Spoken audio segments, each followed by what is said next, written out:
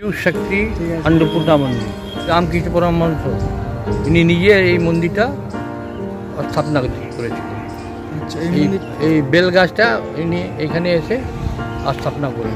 এটা রানী রাসমণির ছোট মেয়ের মন্দির, নাম জগদম্বা বিশ্বাস।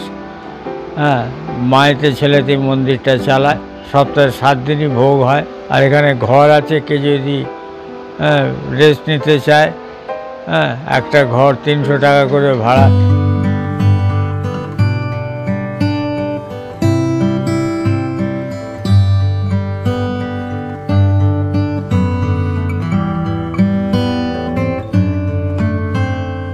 হ্যালো বন্ধুরা, তোমরা সবাই কেমন আছো? আশা করছি ভালো আছো। তো আরেকটি নতুন ভিডিওতে তোমাদেরকে স্বাগত। তো আজকে কোথায় চলে এসেছি, টাইটেল অ্যান্ড থাম্বনেল দেখে তো তোমরা বুঝেই গেছো। হ্যাঁ বন্ধুরা, আজকে কিন্তু চলে এসেছি মা অন্নপূর্ণা মন্দিরে।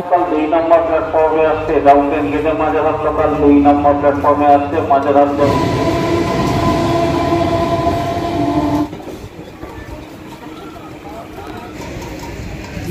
ঘড়ির কাটায় বাজে 7:30। আর এই মুহূর্তে রয়েছে কিন্তু আমি ব্যারাকপুর স্টেশনে 1 নম্বর প্ল্যাটফর্মে। আর এখান থেকে বেরিয়ে কিন্তু অটো কিংবা টোটো ধরে নেবো, ধরে কিন্তু চলে যাবো একদম অন্নপূর্ণা মন্দিরে। দেখো পাশ দিয়ে কিন্তু বয়ে চলেছে হাজারদুয়ারি এক্সপ্রেস, দেখতে পাচ্ছ। 3 নম্বর প্ল্যাটফর্মে এখন যাচ্ছে কিন্তু হাজারদুয়ারি এক্সপ্রেস। দেখো এই যে ব্যারাকপুর স্টেশনের বাইরে কিন্তু আমরা চলে এসেছি। আর বাইরে এসেই কিন্তু অটো টোটো কিন্তু একদম ভর্তি, দেখতেই পাচ্ছ। তো এখান থেকে কিন্তু যে কোনো কেউ তোমরা কিন্তু অটো কিংবা টোটো ধরে নিতে পারো।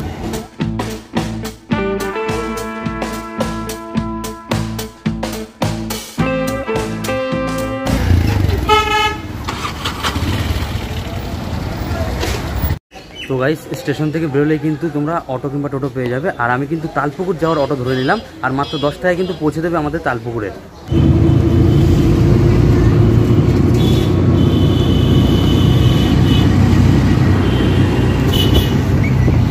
অটো করে আসলাম, তখন কিন্তু আমাদের এই জায়গাটা নামালো। এই জায়গাটা নামানোর পরে কিন্তু আমরা অন্নপূর্ণা মন্দিরে যাবো। অন্নপূর্ণা মন্দিরে যেতে হলে কিন্তু আমাদের ওই পারে যেতে হবে।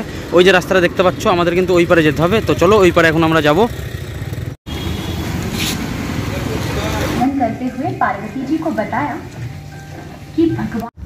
তোমরা যদি পায়ে হেঁটে চাও, পায়ে হেঁটেও আসতে পারো, 10 থেকে 15 মিনিট টাইম লাগবে। আর আমরা অটো করে আসলাম, মাত্র 5 মিনিটে কিন্তু আমাদের পৌঁছে দিল অন্নপূর্ণা মন্দিরের সামনে। এটা সোজা গেছে, এটা কিন্তু অন্নপূর্ণা মন্দির যাওয়ার রাস্তা। তারই পাশে কিন্তু যাওয়ারই পথে একটা জগন্নাথ মন্দির পড়বে। তো চলো জগন্নাথ মন্দিরটা আমরা একটু দর্শন করে আসি।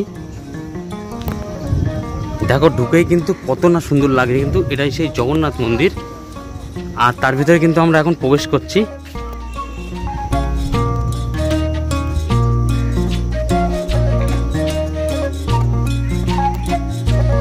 অন্নপূর্ণা মন্দির যাওয়ার পথে কিন্তু পড়বে জগন্নাথ মন্দির। আর এই মন্দিরটা কিন্তু অবশ্যই তোমরা দর্শন করে যাও। দারুণ একটি জায়গা, কিন্তু আমি কিন্তু দর্শন করে গেলাম। দারুণ একটি জায়গা, আর ভিতরটাও কিন্তু দারুণ লাগলো, দারুণ মুগ্ধ করা জায়গা। এই জগন্নাথ মন্দিরটি ভোর 5টা থেকে দুপুর 1টা পর্যন্ত কিন্তু খোলা থাকে। আর বিকাল 4টা থেকে রাত 9টা অবধি কিন্তু এই জগন্নাথ মন্দির খোলা থাকে। অবশ্যই কিন্তু দর্শন করে যাও তোমরা।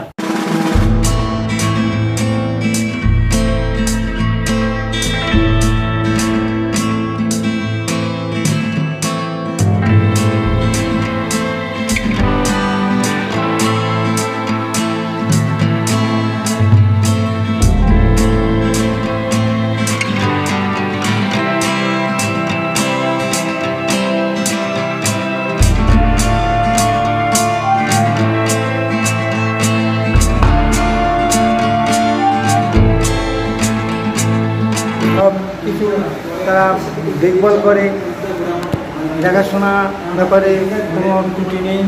বেশ বাইরের থেকে লোকজন আসে, সেবা করে, ভোগ পাটা সব কিছুই হচ্ছে এখানে। সব কিছুই সব ভালো মতনই হচ্ছে। এই পুরনো মন্দির এটা।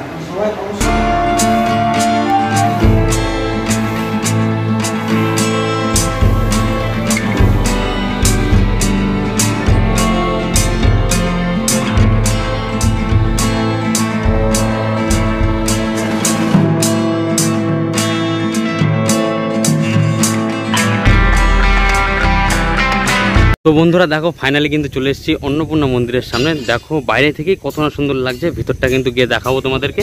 তো চলো ভিতরে যাওয়া যাক। বন্ধুরা দেখো সিংহ গেট, আর ওখানে লেখা আছে কিন্তু শিব শক্তি মা অন্নপূর্ণা মন্দির 12/4/1875 ডেট লেখা আছে। আর আমরা কিন্তু ভিতরের দিকে এখন যাব অন্নপূর্ণা মন্দিরের গেটের।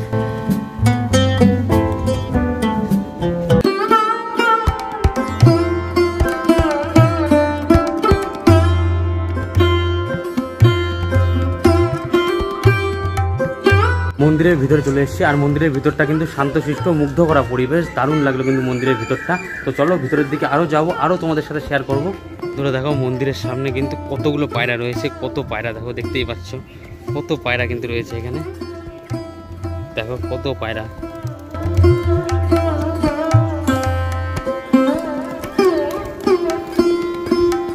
তো বন্ধুরা দেখো মন্দিরের ভিতরে কিন্তু ঠান্ডা জলের ব্যবস্থা করা রয়েছে, এই যে ঠান্ডা জলের মেশিন, এখানে কিন্তু তোমরা ঠান্ডা জল পাবে, ঠান্ডা জলের জন্য ব্যবস্থা করা রয়েছে এখানে। কেউ যদি বিশেষ পূজা করতে চাও তো দেখো স্বামীজি অজয় কুমার বিশ্বাস রয়েছে, বিশেষ পূজার জন্য যোগাযোগ করুন, এখানে কিন্তু নাম্বার দেওয়া আছে।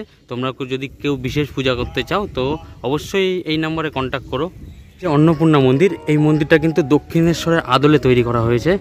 তো দেখতেই পাচ্ছ এই যে অন্নপূর্ণা মন্দির, আর এর ভিতরের দিকে কিন্তু এখন আমরা যাচ্ছি মাকে দর্শন করার জন্য।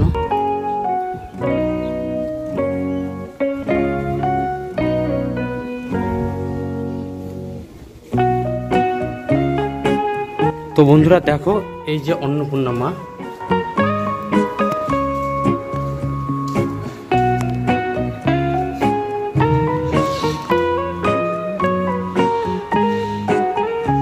গাইস অন্নপূর্ণা মন্দিরের সামনে দেখো একটা বিড়াল শুয়ে আছে, দারুণ লাগছে কিন্তু বিড়ালটা দেখো কত সুন্দর পোষ, মানে হাত দিয়েছি দেখো, কিছুই বলছে না কিন্তু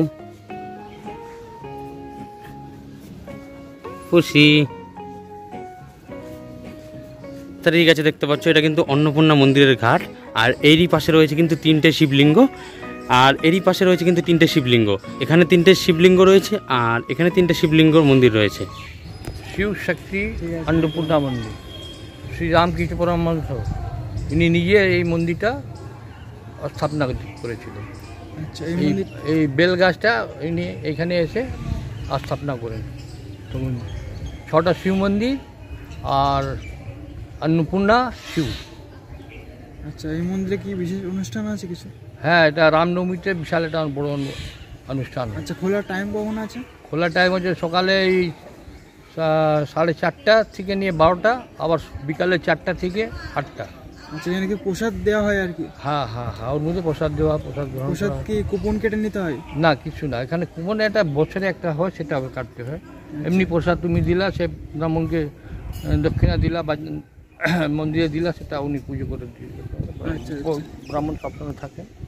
আচ্ছা, এখানে কি সবসময় কি মন্দির খোলা থাকে না মন্দির খোলার কোনো নির্দিষ্ট টাইম আছে? না, টাইম আছে, একদম পারফেক্ট একদম। মেন যে মা অন্নপূর্ণাকে যারা দর্শন করতে আসবে, হ্যাঁ হ্যাঁ, পুজো করার টাইম কটার সময় রয়েছে? ওই বা সকালে 6টা থেকে ধরুন ওই 10টা 11টার মধ্যে।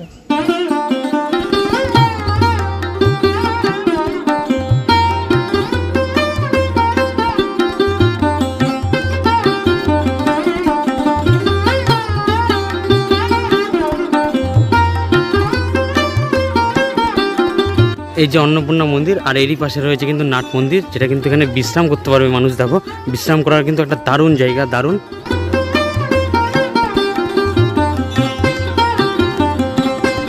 মন্দিরের সামনে কিন্তু একই সাথে কিন্তু 4-5টা গাছ রয়েছে, বেল গাছ, জবা গাছ, নীলকণ্ঠ গাছ রয়েছে, এছাড়াও রয়েছে কিন্তু মনসা গাছ। আর মন্দিরের সামনে রয়েছে কিন্তু দেখো 6টি শিবলিঙ্গ, এই পাশে 3টে আর এই পাশে 3টে। তো চলো একটুখানি তোমাদেরকে দেখাই। হর হর মহাদেব। পাশাপাশি রয়েছে কিন্তু ধ্যান ঘর, যেটা তোমরা কিন্তু এখানে এসে ধ্যান করতে পারবে। দেখো রয়েছে কিন্তু এখানে ধ্যান ঘর, আর তারই পাশে রয়েছে কিন্তু ধ্যান ঘরের সামনে রয়েছে দেখো কতগুলো ঠাকুর।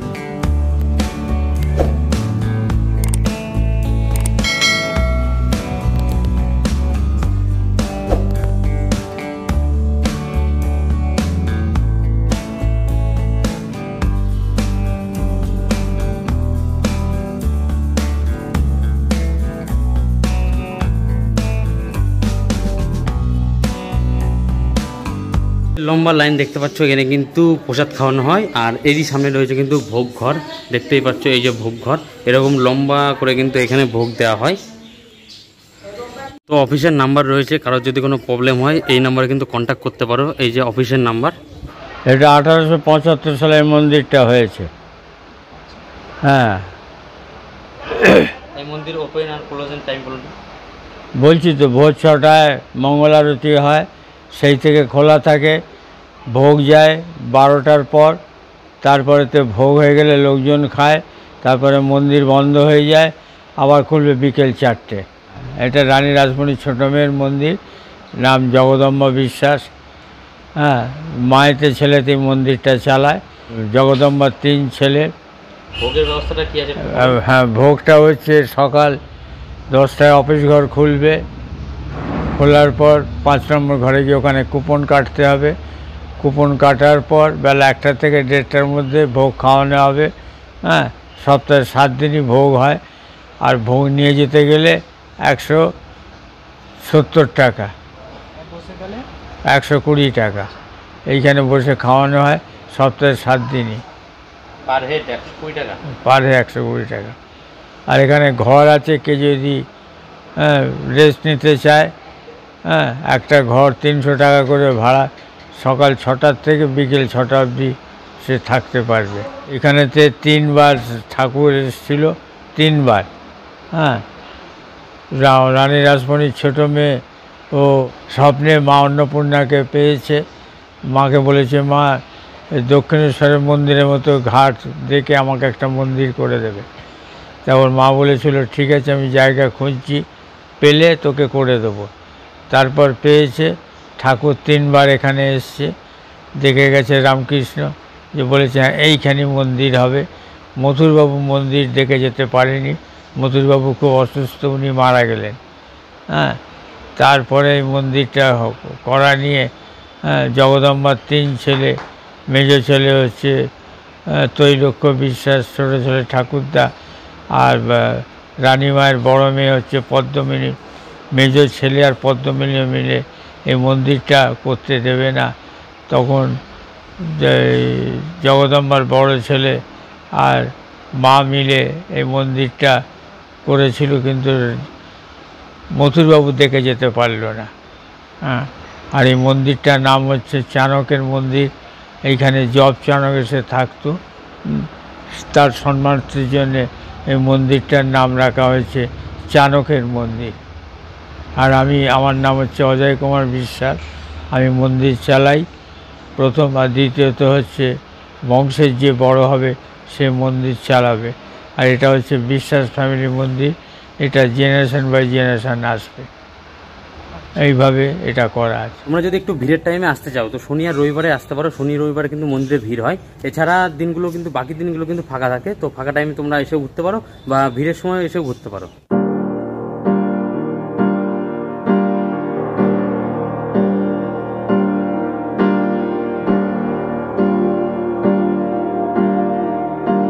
মন্দিরে আসবে অবশ্যই কিন্তু পারলে গম নিয়ে এসো, কারণ এই মন্দিরে কিন্তু অনেক পায়রা রয়েছে। দেখো কিভাবে কিন্তু পায়রাদের খেতে দেওয়া হচ্ছে, অনেক পায়রা রয়েছে কিন্তু এই মন্দিরে।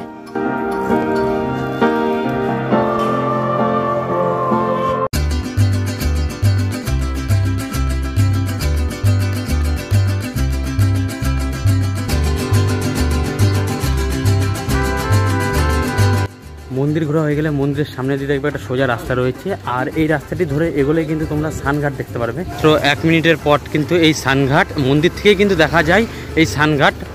তো চলো এই সানঘাটের দিকে আমরা কিন্তু এগোচ্ছি।